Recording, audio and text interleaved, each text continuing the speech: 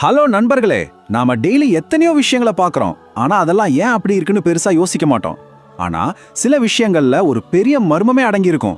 இன்னைக்கு நாம அப்படி ஒரு சுவாரஸ்யமான நம்ம கண்ணு முன்னாடியே இருக்கிற ஒரு மர்மத்தை தான் பார்க்க போறோம். இப்போ பழைய இரும்பை திருடுறதுன்றது ரொம்பவே சாதாரணமான ஒரு விஷயம் இல்லையா? ஆனா யோசிச்சு பாருங்க, டன் கணக்குல ஸ்டீல் திறந்த வெளியில கிலோமீட்டர் கணக்கா அப்படியே கிடக்கு. ஆனா அதை மட்டும் ஏன் யாரும் திருடுறதே இல்லை? இந்த ரயில் தண்டவாளங்களை திருடர்கள் ஏன் கண்டுக்கவே மாட்டேங்கிறாங்க?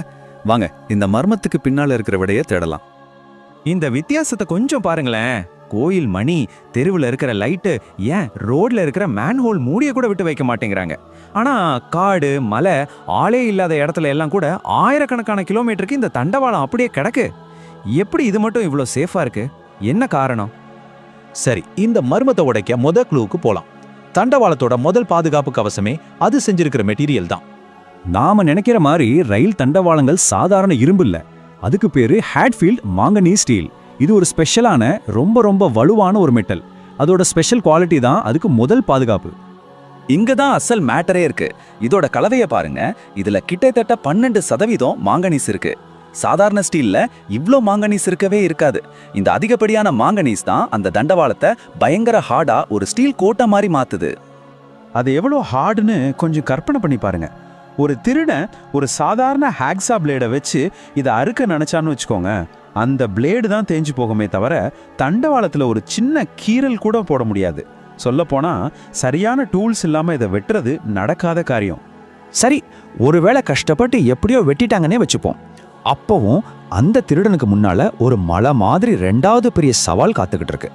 அதுதான் அதை எப்படி அங்கிருந்து எடுத்துட்டு போறதுங்கிறது. திருடின பொருளை விற்கணும்னா அதை உருக்கி வேற ஒன்னா மாத்தணும். ஆனா அந்த ஹேட்ஃபீல்ட் ஸ்டீலை உருக்குறதுக்கு கிட்டத்தட்ட 1500 டிகிரி செல்சியஸ் ஹீட்டு தேவை. இது சூரியனோட மேற்பரப்பு வெப்பத்துல 1/4 பங்குக்கு சமம். அப்பப்பா, இவ்வளோ பவர்ஃபுல் ஃபர்னஸ்லாம் பெரிய பெரிய ஃபேக்டரியில மட்டும்தான் இருக்கும். சாதாரண ஸ்கிராப் கடையில இதெல்லாம் நினைச்சு கூட பார்க்க முடியாது. அடுத்த பிரச்சனை அதோட வெயிட். ஜஸ்ட் 1 மீட்டர் நீளமுள்ள தண்டவாள துண்டே சுமார் 60 கிலோ இருக்கும். ஒரு சின்ன துண்டை திருடலான்னு நினைச்சா கூட அது 100 கிலோக்கு மேல வரும். இதை தூக்க ஒரு கிரேனோ இல்ல பெரிய ஆள்கூட்டமோ வேணும். யாருக்கும் தெரியாம இதெல்லாம் பண்றது சான்ஸே இல்ல. இப்போ ஒரு திருடனா இருந்து யோசிச்சு பாருங்க. முதல்ல இதை வெட்டவே முடியாது, இரண்டாவது தூக்க முடியாது, மூணாவது விற்க முடியாது, கடைசியா மாட்டுனா ஜெயில் தான். இது திருடுக்கு ஏத்த பிளானே கிடையாது. இது தேவையில்லாத ஒரு பெரிய தலைவலி. சரி, இப்ப இந்த மர்மத்தோட ஆணி வேருக்கே வருவோம். கடைசி ஆனா ரொம்ப முக்கியமான ஒரு விஷயம். அதுதான் இதை பாதுகாக்கிற ரொம்ப கடுமையான சட்டங்கள். இந்தியாவை பொறுத்த வரைக்கும் ரயில்வே சொத்து சட்டம் ரொம்பவே ஸ்ட்ரிக்ட். இந்த சட்டப்படி ரயில்வேக்கு சொந்தமான எந்த ஒரு பொருளை வச்சிருந்தாலும் சரி, வாங்கினாலும் சரி, வித்தாலும் சரி, அது ஒரு பெரிய கிரிமினல் குற்றம். இது திருடனுக்கு மட்டும் இல்ல, அதை வாங்குறவங்களுக்கும் ஒரு பெரிய வார்னிங். இதனால தான் திருடன தண்டவாளத்துக்கு மார்க்கெட்டே கிடையாது. ஒவ்வொரு தண்டவாளத்திலையும் ரயில்வேயோட ஸ்பெஷல் மார்க்கிங் இருக்கும். இதை எந்த ஸ்கிராப் கடைக்காரன் வாங்கினாலும் அவரும் சட்டப்படி குற்றவாளி தான். ஒருவேளை மாட்டிட்டா அவங்க கடை லைசன்ஸே கேன்சல் ஆகும். அதோட பல வருஷம் ஜெயில் தண்டனையும் கன்ஃபார்ம். ஸோ இங்கே தான் முக்கியமான பாயிண்டே இருக்கு. ஒரு பிஸ்னஸ் பண்றவரோட பார்வையில் இதில் இருக்கிற ரிஸ்க் இதில் கிடைக்கிற லாபத்தை விட பல மடங்கு அதிகம். ஏதோ கொஞ்சம் காசுக்காக தன்னோட முழு வாழ்க்கையும் பிஸ்னஸையும் பணைய வைக்க எந்த ஒரு புத்திசாலி வியாபாரியும் ரெடியா இருக்க மாட்டாங்க இல்லையா?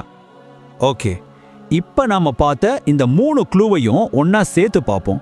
அப்பதான் இந்த மர்மம் எவ்வளவு அழகா தீர்க்கப்படுதுன்னு புரியும். அப்போ இந்த கேள்விக்கான பதில் என்னன்னா, இது ஒரு கண்ணுக்கு தெரியாத 3 லேயர் செக்யூரிட்டி சிஸ்டம். முதல் லேயர் வெட்டவே முடியாத ஹார்டான மெட்டீரியல். ரெண்டாவது லேயர் எடுத்துட்டு போகவே முடியாத லாஜிஸ்டிக்கல் நைட்மேர். மூணாவது லேயர் விற்கவும் முடியாது, வாங்கவும் முடியாதுங்கிற கடுமையான சட்டங்கள்.